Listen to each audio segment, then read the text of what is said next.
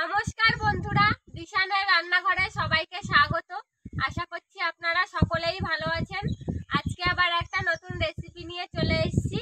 আজকে আমরা চিংড়ি মাছ দিয়ে চিংড়ি মাছের তেল বানাবো, তেল চিংড়ি। সেই জন্য ওই যে মা দেখুন চিংড়ি মাছগুলো নিয়ে নিয়েছে। আমি চিংড়ি মাছগুলো কেটে ধুয়ে নিয়েছি। এবার আমি চিংড়ি মাছটাকে লবণ,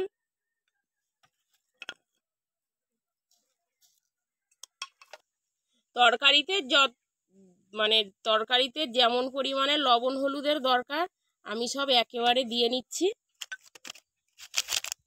গোলমরিচের গুঁড়ো,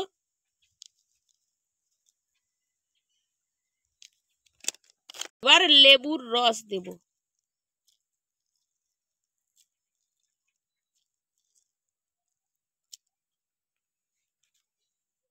এবার আমি চিংড়ি মাছটা ভালো করে মাখিয়ে নেব। মাখিয়ে 15 মিনিট রেখে দেবো।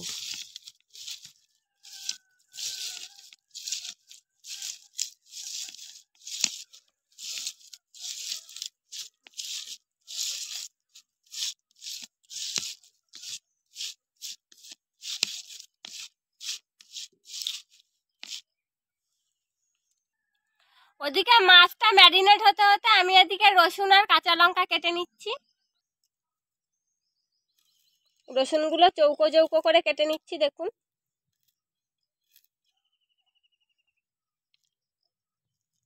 আমি সরষের তেল দিয়ে দেবো। সরষের তেলের পরিমাণটা একটু বেশি দেবো, কারণ এটা তো তেল চিংড়ি বানাবো, আর সরষের তেলেই স্বাদ লাগে বেশি। তেল গরম হয়ে গেছে, এবার আমি রসুন কুচি দেব।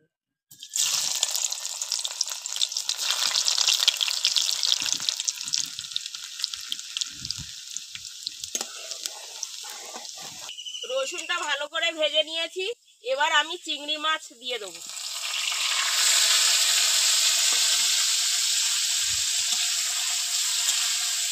কাঁচা লঙ্কা ছেঁড়া, চায়না ধনে পাতার কুচি,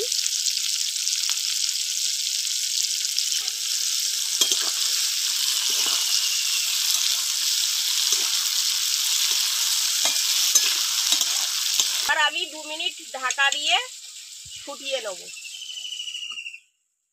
বন্ধুরা, এই রেসিপিটা আপনারা খুবই অল্প সময়ে তৈরি করতে পারবেন, আর খেতেও দারুণ লাগে। অবশ্যই বাড়িতে একবার তৈরি করবেন।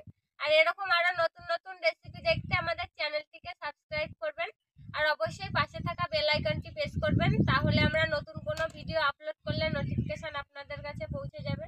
আর কে কোথা থেকে দেখছেন কমেন্ট করে জানাবেন, তাহলে আমরা আরো অনেক নতুন নতুন ভিডিও করার আগ্রহ পাবো।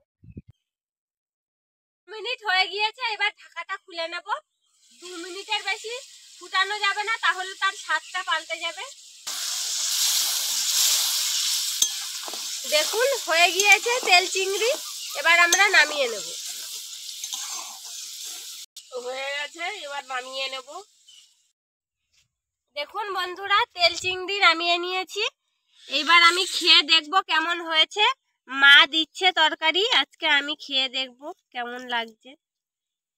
এই তেলটা দিয়েই সারা ভাত মাখানো হয়ে যাবে।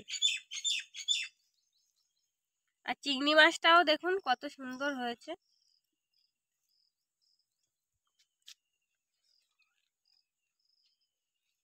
সঙ্গে কাঁচা লঙ্কা মেখে, কাঁচা লঙ্কা দিয়ে আর চিংড়ি মাছ দিয়ে কেমন লাগছে? দারুণ হয়েছে। দারুণ হয়েছে। তেল চিংড়ি দিয়ে আজকে শুধু ভাত খাওয়া হয়ে যাবে। হ্যাঁ, খুব সুন্দর হয়েছে। সুন্দর হয়েছে, খাও তাহলে। বন্ধুরা, আপনারা বাড়িতে এইভাবে তৈরি করে খেয়ে দেখবেন, দারুণ লাগছে খেতে। আর আজকে আমাদের পুরো ভিডিওটি দেখার জন্য ধন্যবাদ। ভালো লাগলে লাইক কমেন্ট শেয়ার করবেন। আবার দেখা হবে নতুন একটা রেসিপি নিয়ে। সবাই ভালো থাকবেন, সুস্থ থাকবেন।